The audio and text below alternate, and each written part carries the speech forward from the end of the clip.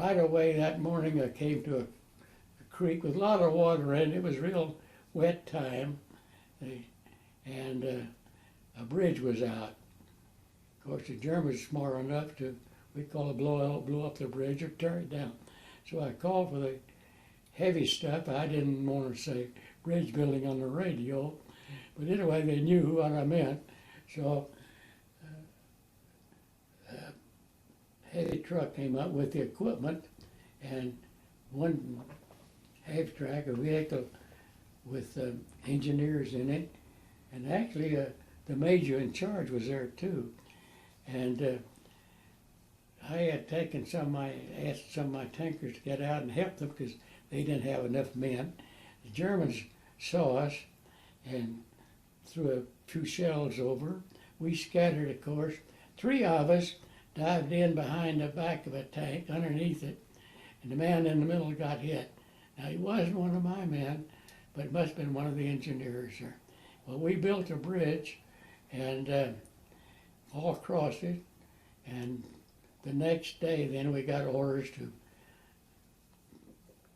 discontinue that idea because we could not maneuver out in the fields. There was so much muddy.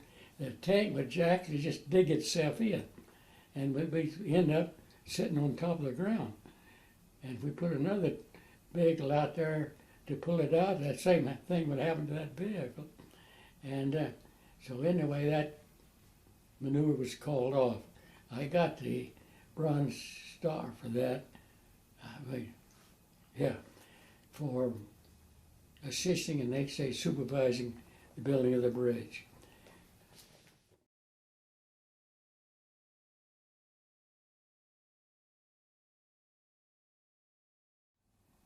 Next thing was,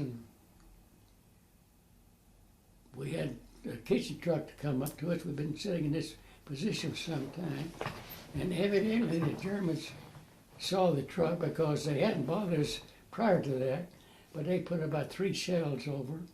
One of them hit a tree, we call it a tree burst, which is more dangerous than because the shrapnel can spread out more dangerous than if it hit the ground.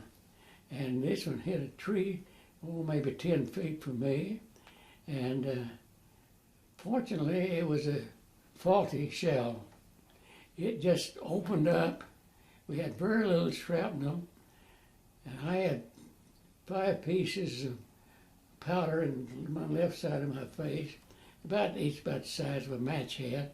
One fella got hit in the wrist, and the other one had his helmet bent. So that was the only casualty I had at that time.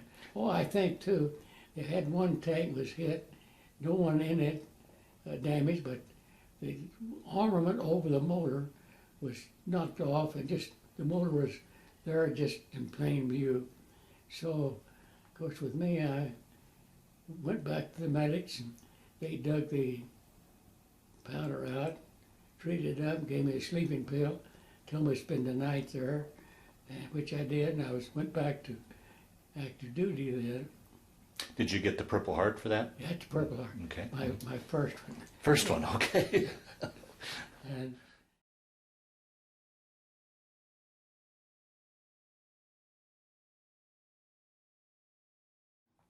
oh yes, go on with that. The bazooka hit the left side of my tank, and I was out of the tank, fortunately. But the gunner, which was my left, the projector went right in front of him. He had several pieces of metal in him. The driver in front of him had a wool scarf on that was seared to his neck. And the assistant driver and the machine gunner, same person, got out of the tank, got in a fight with a German. German about bit his finger off, but he got the gun of a German and killed him. So there we backed up then. And you know, I'm blank after that. I don't know how those people were evacuated and what happened to my tank. That's strange. What happened to them overnight, I don't know. But anyway, I backed up, gave orders to back up. One lieutenant says he couldn't get the motor started, and one motor, and they were all around me, but he was still fighting. Of course, I lost him and the crew there, and we found out why he couldn't back up was we have two motors, two separate gas tanks, and we have a habit of turning them off if we're in a place very long to prevent any fumes and any leakage there. And apparently the driver didn't turn one back on, didn't have the power to move out. So I say, I don't know what happened to him, the tank and all. I know they were killed. But after we backed up, I called and we didn't have enough room to turn around, so we backed up. I called the battalion commander, told him he'd send the infantry up the next day with counterattack, and which he did. The next morning, the infantry came in, and there was a young lieutenant there. I said, "Where's your company commander?" Who was a captain. I knew him very slightly. He said, "I don't know, he was here a few minutes ago." I said, "Well, we got to go ahead." So I felt like that the infantry would have more confidence if some older person was there. So I got out of my tank and led the infantry, and we killed or captured 29 of the Germans that morning. I got the Silver Star for that. Silver Star. Did it?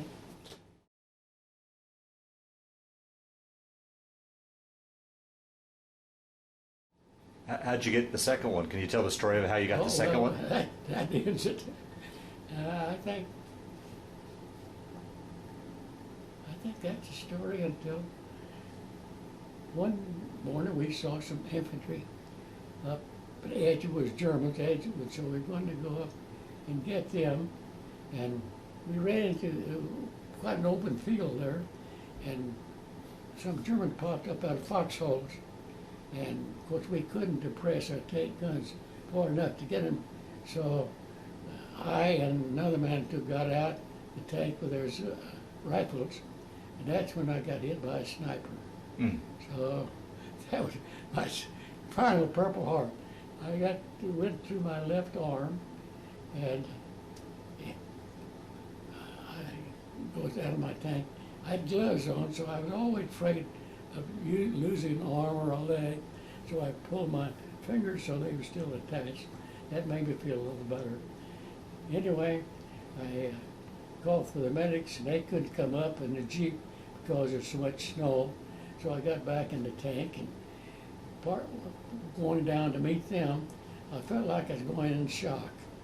And so I stood up and pulled my helmet off and got some fresh air, and by gosh, I felt better. The medics came in. I got down, got into the Jeep then, down to the medics were. They'd taken over a house. I knew the medical officer quite well. So he laid me down and started opening my shirt. He was hit there. I told him to take care of a couple of men there who were bleeding around the face. He said, "No, I better look at you first." So he was afraid that this projectile had gone into my intestines. So he opened my shirt and pulled out a paper I had, which was the division signal officer's instruction, which was a code. And I put it in my shirt, thought, well, if I ever needed it, it'd be available, or if capture was imminent, I could maybe destroy it. He pulled it out, and he said, "That's what saved you."